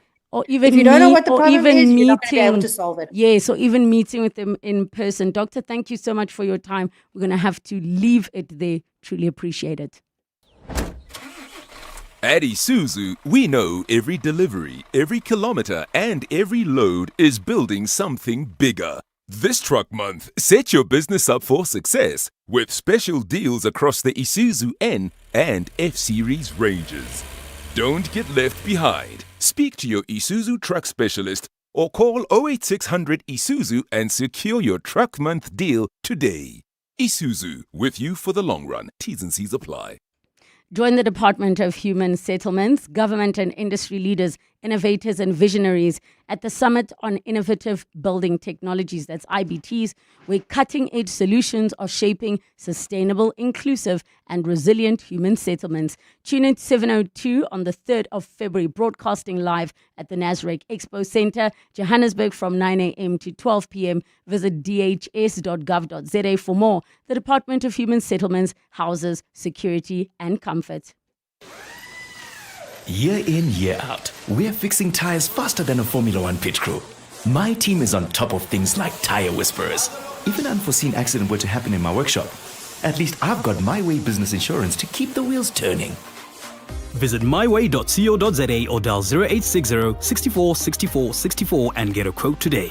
My Way is a licensed non-life insurer and FSP. T's, C's and standard rates apply. My Way. Live your way. Thank you so much for joining us. It's 1 minute after 3 o'clock. This is EWN. Parliament's ad hoc committee to subpoena Brown Mabotja and Amazon cuts 16,000 jobs globally to undo pandemic-era hiring amid AI push.